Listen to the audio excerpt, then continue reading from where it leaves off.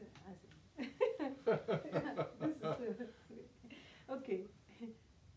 You want to ask me something No, about Gendun Rinpoche? Yeah. Because Gendun Rinpoche is your master. Yes. Yeah, and your teacher. Yes.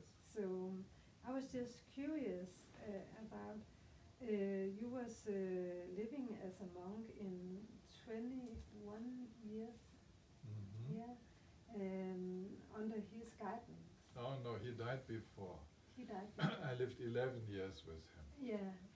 And then before he died, he asked a group of us to take care of the monastery and the retreat centers, and I was one of the group. Yeah. And could you tell us a little about your relationship with him? I think it's a big question, but maybe what? I love him. I love him, and I found out that he trusts me. So when I was not sure of myself, then he actually gave that trust and basically said, look, you can do it, it's possible. And in the later years, when I was already a teacher and he was still alive, then I would go to him and say, I have to take care of this student, this and that situation, and how to do that. And then he would usually ask me, well, what do you think would be best? I said, well, I would think like this.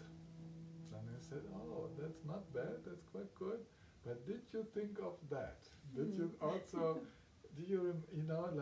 like this? And he would open the vision and he would give me like additional advice, so my vision becomes broader, more panoramic. And then he would send me off and take care of the situation. Yeah. And I was first, when I came to him, we were sent by another teacher who said, you should be guided by Gendun Rinpoche. So it took a while, a year or more, until I realized that he is really my teacher.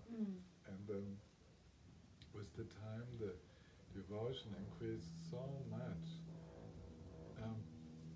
My trust in him, normally it was not easy for me to trust because I had some difficult childhood experiences. So, but he was so authentic, so loving, so wise. His advice were to the point. And for example, when he came to visit us in the forest for meditation, we would sit down and say, okay, how are you doing? What are your questions? And he would never leave before answering all our questions. So he would stay there for 3 hours, 4 hours, whatever.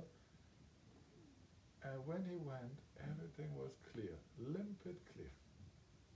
So also when he died 11 years later, then everything was clear. And for 7 years, I remember I did not notice that I did not have a living teacher anymore. I was like everything was so clear, and we had talked about everything. And then some little questions arose about my activity in the world, and whether I should stay in retreat, half retreat with the retreatants, or teach somewhere else, and so on. Then I talked to the other teachers. But it is this relationship of complete caring. And I also cared for him, but this was more like a present to me because I could be his homeopathic doctor. So that was a good excuse to see him almost every day. Yes. Yes. So why was it? Can you say a little more about why was it he was the perfect teacher for you in relation to your own story from your life? What was it that clinged so? First of all, 100% authentic. He never did anything in contradiction with what he said. There was like the words and the acts that just go together. He was the living Dharma, the living.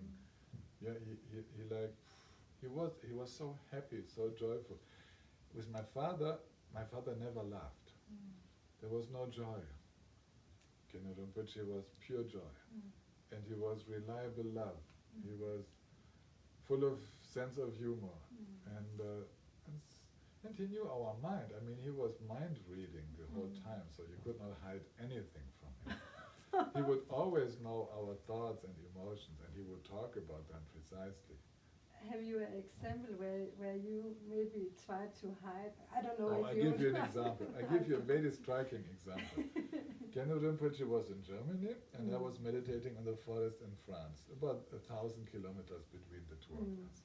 I received a letter from my father, who is so negative about Buddhism and so on. I was disherited and so on.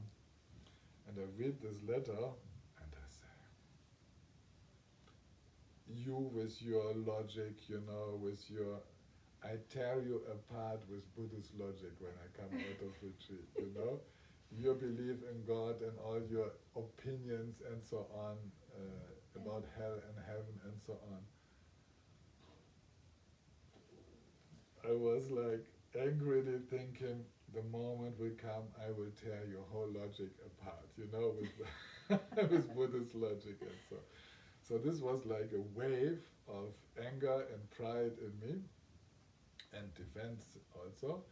And it calmed down, and 2 weeks later, Gendun Rinpoche came to visit us, and he sat down in the caravan. I had not talked to anyone.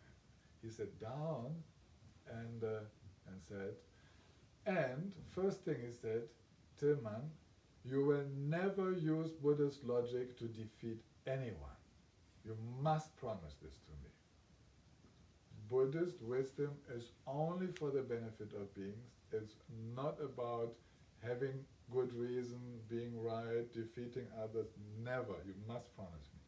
So he went, first thing he said, he went straight to the subject. Yeah. Like that. So precise. So precise. Yes. Yeah. Yes. Not to speak of the small things which you also know. When I had many meditation experiences, but they became more and more subtle, and often I was missing the words. I could not describe my meditation experiences, so he would just continue describing them to me. Oh. He knew exactly what I had experienced. He knew all of it, in words that I could never have used myself. Very, very convincing. So I think he was the kind of perfect teacher. Yeah. Yes. Yeah. Okay. So, this is him. Goodbye.